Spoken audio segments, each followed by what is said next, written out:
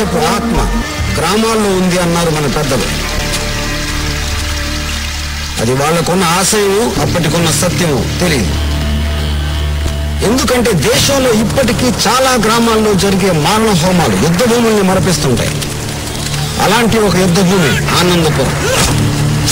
తమ అహం కోసం, ఆత్మగౌరవం కోసం, ఆధిపత్యం కోసం ఆస్తుల్ని, బంధాలని, ఆనందాలని, చివరికి తమ జీవితాలను కూడా పణంగా పెట్టి కత్తులు, తుపాకులు, బాంబులతో తమ శత్రువుని అత్యంత దారుణంగా చంపటమే జీవిత పరమార్థంగా భావిస్తారు ఈ ప్రాంతంలోని కొందరు.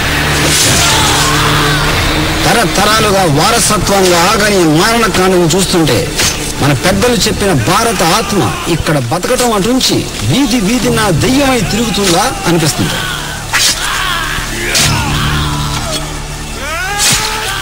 ఈ కథ మహాభారత గాథని మించిన ఒక మహాగాథ.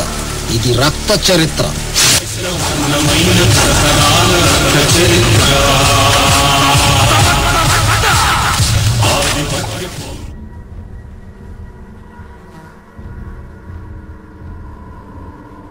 ఇక్కడి నుంచి టౌన్లోకి వెళ్తే మన శత్రువులకి నన్ను చంపడం చాలా ఈజీ. బుల్లెట్ ఎప్పుడైనా ఎక్కడి నుంచైనా రావచ్చు.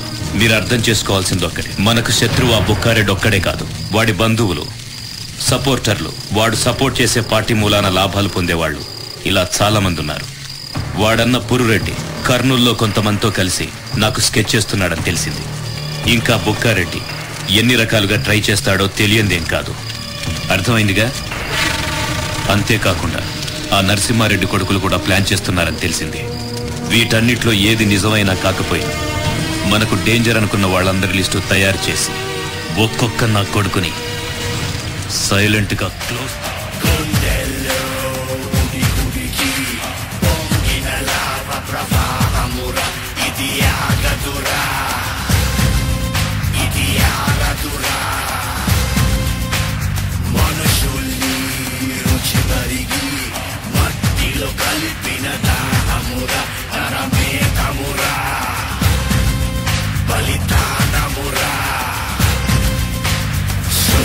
పుట్టినప్పుడే తను పుట్టి బ్రహ్మ కళ్ళలు కారం కొట్టి ఎరుపు రంగుతో తరతరాలుగా ఒక చరిత్రని రాసింది.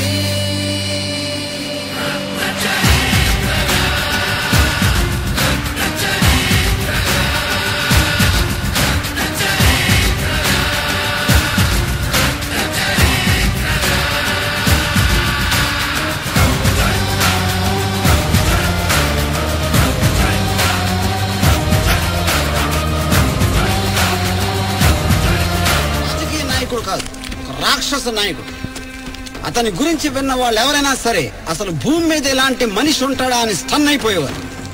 అతడు నాగమణి రెడ్డి కొడుకు బొక్కారెడ్డి. ఘోరాతి ఘోరంగా చంపటమే కాకుండా తన కన్ను పడిన ప్రతి స్త్రీని కులం, జాతి, ఊరు, వీధి, ఇల్లు, గుడి, బడి, చిన్న పెద్ద, పగలు రాత్రి అన్న తేడా లేకుండా తన కామ కత్తికి బలిపెట్టేవాడు. అసలు ఆట మొదలైంది ఇప్పుడే. ప్రతాప్ బుక్కారెడ్డికి సంబంధించిన అన్ని విషయాలు సేకరించి శివాజీరావుకి తన ప్లాన్ డీటెయిల్స్ వివరంగా వివరించాడు. దానికి శివాజీ ఇచ్చిన ఆర్డర్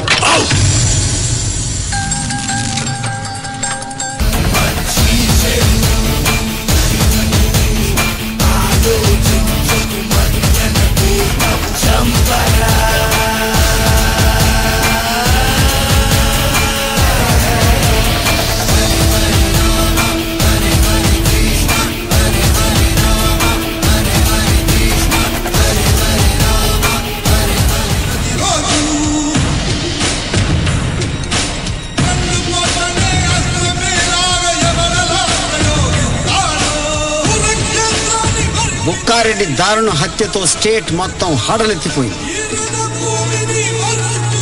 ఆ హత్య ఎవరు చేయించారో, ఎందుకు చేయించారో అందరికీ తెలుసు. కానీ ప్రతాప్ పేరు బయటికి అనడానికి ఎవ్వరికి గుండె ధైర్యం సరిపోలేదు. తమ సమస్యల పట్ల స్పందించట్లేదని ప్రజలు ఎప్పుడెప్పుడు అనుకుంటారో అప్పుడు వాళ్ళు ఒక కొత్త ఫోర్స్ కోసం వెతుకులాట మొదలు పెడతారు. ఇప్పుడు ఎక్కడున్న పరిస్థితుల్లో ప్రజలకి ప్రతాప్లో నమోదయ్యే ఎఫ్ఐఆర్ల కంటే కూడా ప్రతాప్ ఇంటి గుమ్మ ముందు నిలబడి సాయం కోసం అర్థించే ప్రజల సంఖ్య రోజు రోజుకి పెరగడం మొదలుపెట్టింది. కోర్టులో ఏళ్ల తరబడి ఉండే కేసుల్ని కూడా ఒక కప్పు టీ తాగే టైంలో ప్రతాప్ పరిష్కరించేవాడు.